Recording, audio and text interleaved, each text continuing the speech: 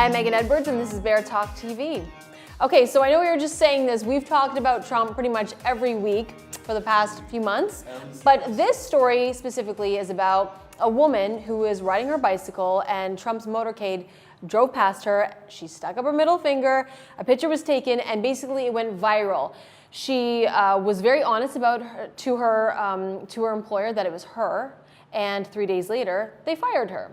So, I'd like to say too, she did repost the picture of her sticking her middle finger up at him on her social media, which did not reference her employer at all. So it was her personal social media, but they said that goes against their policy. She's not allowed to do that, blah, blah, blah.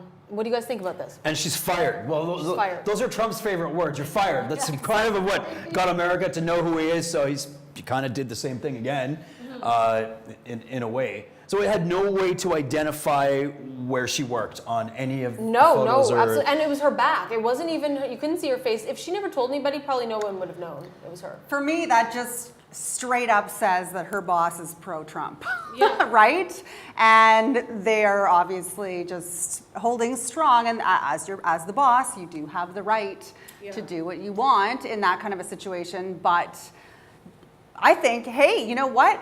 Give him the finger, own it. You know, this is exactly how the world is feeling about this man. Yeah, absolutely. And she did own it. She went to her boss and said, oh, this was me. And I don't think they would have known because I saw the picture. You can't see her face. You can't. So she did own it and fessed up to this and still got fired. So if she would have been quiet about it, probably, is it fair to say nothing would have happened? Well, she said it's her First Amendment right to be able to express her opinion. That was her opinion.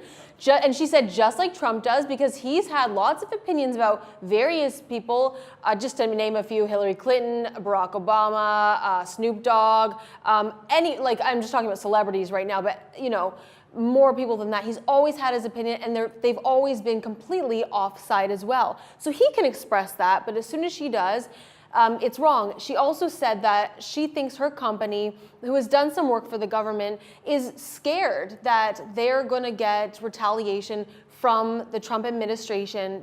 And to me, I'm like, if the Trump administration can't handle someone talking shit, how are they going to deal with the world issues that they have to deal with, and they can't deal with that? Trump loves this kind of stuff. He loves when people do that. It's kind of what motivates him. He loves that he's getting someone angry enough for them to do that. That's kind of what it looks like to me. I think he's okay with it. I think he's totally okay that she did it. Should she have been fired? Absolutely not. I believe absolutely not. But I also think, this is all about the pro-Trumpers versus the haters. And now she's thrown a lawsuit against her employer now.